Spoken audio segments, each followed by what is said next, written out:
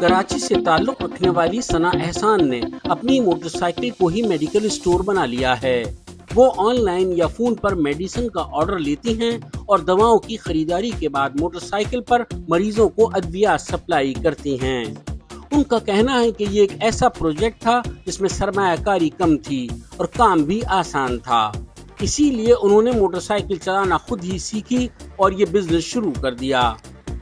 میں ایک فارماسسٹ ہوں اور میں نے جینا یونیورسٹی فار ویمن سے فارم ڈی کی ڈگری حاصل کی۔ پاس آؤٹ ہونے کے بعد میرے پاس اتنے پیسے نہیں تھے کہ میں اپنے خود کی فارمیسی کھول پاتی، تو میں نے سوچا کیوں نہ میں پاکستان میں پہلی بار ملک کی پہلی موبائل فارمیسی خود انٹروڈیوس کراؤں۔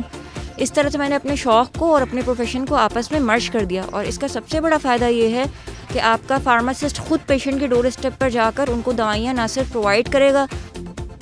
ثنا اپنے کام سے مطمئن ہیں، تاہم وہ شکایت کرتی ہیں کہ زیادہ تر میڈیکل اسٹورز پر اکثر غیر تربیت یافتہ عملہ ہی تعینات ہوتا ہے۔ ہمارے ملک پاکستان کے اندر آپ کسی بھی میڈیکل اسٹور کے اندر جائیں گے تو آپ دیکھیں گے کہ وہاں فارماسسٹ پریکٹس نہیں کر رہے ہوتے، وہاں پہ ایسے افراد پریکٹس کر رہے ہیں جنہوں نے فارمیسی کی کوئی تعلیم نہیں حاصل کی ہوئی۔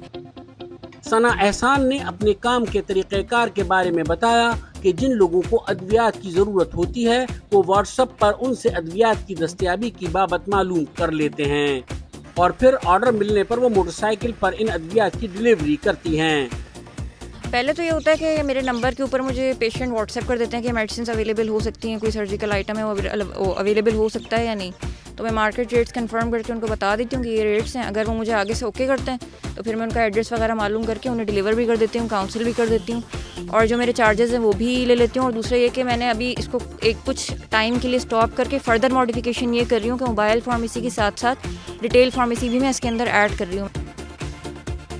کراچی جیسے متنوع شہر میں ایک لڑکی کا موٹر سائیکل پر جا کر مریضوں کو ادویات اور اس کی آگاہی فراہم کرنا اس کی ہمت اور حوصلے کی عکاسی کرتا ہے۔ ثنا احسان کا کہنا ہے کہ اس موٹر سائیکل پر فرائض انجام دیتے میں کبھی دشواری پیش نہیں آئی، اسی لیے اب وہ ادویات فراہمی کے ساتھ میڈیکل اسٹور کھولنے کا ارادہ رکھتی ہیں۔ رفعت سعید، DW اردو، کراچی۔